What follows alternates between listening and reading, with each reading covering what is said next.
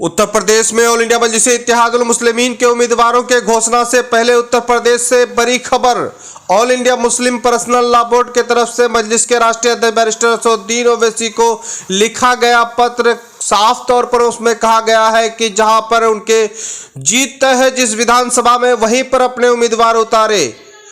और ख़ास तौर पर उसे जिक्र किया गया है उस खत में कि वहां पर जो है मुसलमान वोटों का जो है बिखराव नहीं हो, उसको देखते हुए मजलिस के राष्ट्रीय अध्यक्ष बैरिस्टर असदुद्दीन ओवैसी को हिदायत दी है। बताते चले इस वक्त जो है दिगर सियासी पार्टी सभी लोग पहले चरण के उम्मीदवारों का घोषणा करना शुरू कर दिए हैं। वहीं समाजवादी पार्टी और दिगर पार्टी वहां पर घोषणा कर दिए हैं, तो उससे पहले अब MIM को घोषणा करना बाकी था। लेकिन उससे पहले ये जो all India Muslim personal law board तरफ से वहां पर साफ हिदायत दिया गया है, चूंकि all India Muslim personal law board मुसलमानों की बड़ी तंजीम है और खास तौर पर उन पर साफ हिदायत दिया गया है कि बैरिस्टर असदुद्दीन ओवैसी साहब के जो उम्मीदवार होंगे, जहां पर जिनका जीत तय है, वहीं पर अपने उम्मीदवार उतारे। और साथ ही साथ जो है वहां पर उम्मीदवार नहीं उतारे जहां पर मुस्लिम वोटों का बिखार हो। खासतौर पर साफ तौर पर कहा गया है कि मुस्लिम वोट वहां पर जो है सेकुलर पार्टियों को वोट करेगी।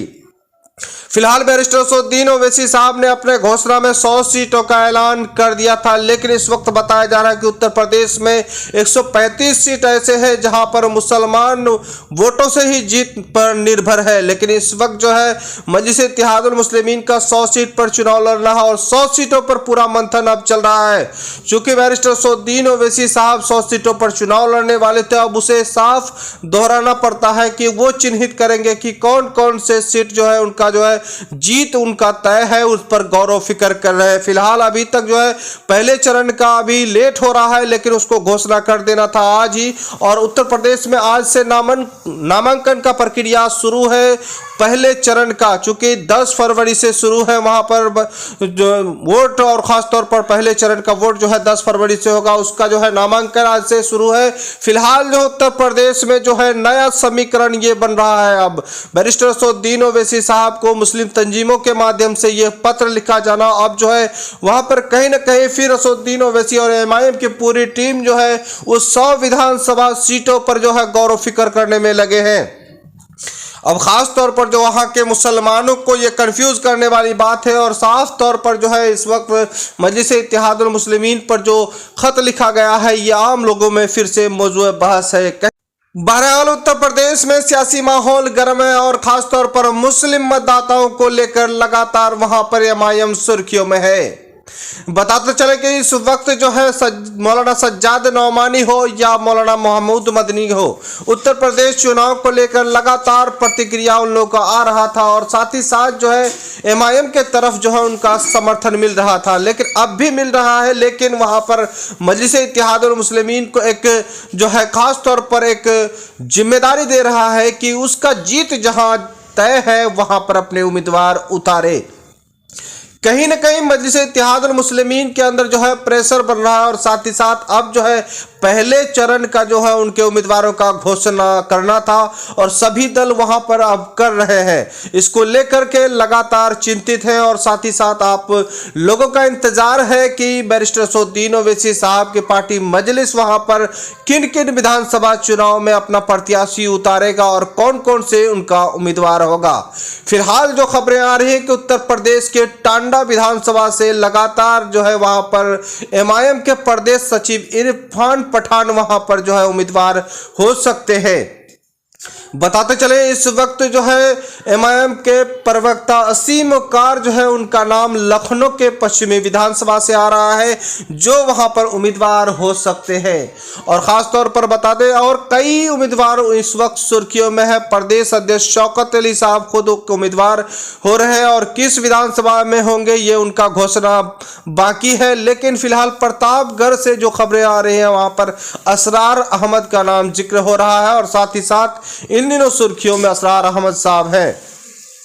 पार्टी को वहां पर लगातार मजबूती और खास तौर पर मुसलमान वोटों के अंदर सियासी बेदारी लाकर बैरिस्टर असदुद्दीन ओवैसी ने यहां पर उस मोड़ पर मुसलमानों को लेकर खड़ा कर दिया है। इस वक्त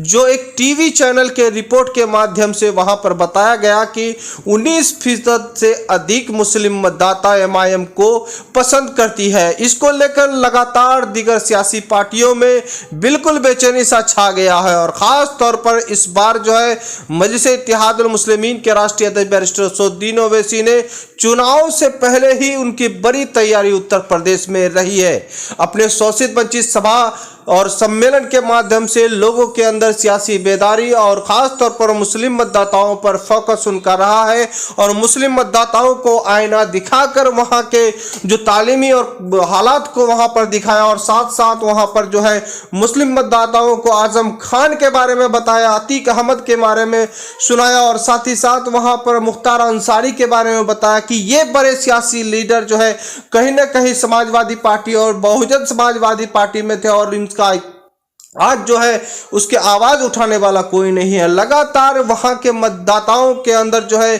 सियासी बेदारी लाने के लिए पूरा कोशिश किया है। इसी कारणवश है कि बैरिस्टर असदुद्दीन ओवैसी साहब का मुस्लिम मतदाताओं में अभी पकड़ ज्यादा दिखाई दे रहा है और खास तौर पर जो है इस वक्त जो है वहां का सियासी माहौल गर्म है और बैरिस्टर असदुद्दीन ओवैसी साहब 403 विधानसभा सीटों वाला प्रदेश में अब जो है अपने उम्मीदवार 100 विधानसभा सीटों पर उतारना था। लेकिन इस वक्त जो all India Muslim personal law board के तरफ से हिदायत मिल रही है और उनका पत्र मिल रहा है तो इससे साफ तौर पर यह है कि बैरिस्टर असदुद्दीन ओवैसी साहब के साथ कोई भी गठबंधन पार्टी नहीं है और न उनके साथ कोई करने वाली वहां पर है। इसी वजह से लगातार जो है 100 विधानसभा सीटों के बाद 304 विधानसभा सीटों पे वहां पर मुस्लिम मतदाता किसको वोट करे, इसको लेकर लगातार उत्तर प्रदेश के मुसलमानों के जिम्मेदार और तंजीम लगातार मंथन कर रहे हैं और साथ ही साथ वहां पर जो है लोग सपा के सरकार को देखना भी चाह रहे हैं। अब बताते चलें कि इसको लेकर बैरिस्टर असदुद्दीन ओवैसी साहब को पत्र लिखा है और साफ तौर पर जो है पहले चरण के उम्मीदवारों के घोषणा से पहले यह पत्र लिखा है ताकि बैरिस्टर असदुद्दीन ओवैसी साहब फिर से मंथन करे और पूरी टीम को मंथन करे और खास तौर पर मुस्लिम तंजीमों का भी कहना है कि आप बैरिस्टर असदुद्दीन ओवैसी साहब चुनाव नहीं लड़े, ऐसा कुछ नहीं है। उसको लड़ने भी कह रहा है, उधर जो है वहां से लड़ने कह रहा है जहां पे उनका उम्मीदवार कामयाब हो। कहीं ना कहीं बैरिस्टर असदुद्दीन ओवैसी साहब का इसी वजह से जो है अपने उम्मीदवारों का घोषणा उनका लेट हो रहा है और साथ ही साथ जो है बहुत जल्द घोषणा करेंगे और इसके लिए पूरा इंतजार उत्तर प्रदेश के जनता कर रही है और खास तौर पर जो है देश में इस वक्त जो है उत्तर प्रदेश का चुनाव सुर्खियों पर है। हालांकि देश भर में 5 राज्यों में चुनाव चल रहा है, मजलिस को लेकर उत्तर प्रदेश का चुनाव सुर्खियों में है। लगातार आपको हम उत्तर प्रदेश का अपडेट देंगे और साथ ही साथ चुनाव के हर अपडेट को बताएंगे। इस वक्त जो है खास तौर पर उम्मीदवारों का जो है घोषणा होना है, उनको लेकर हम बड़े अपडेट देंगे। इसके लिए आप द मैसेज न्यूज में नए हैं तो सबसे पहले चैनल को सब्सक्राइब करें, अच्छा लगे तो लाइक करें, दोस्तों को शेयर करें। खुदा हाफिज।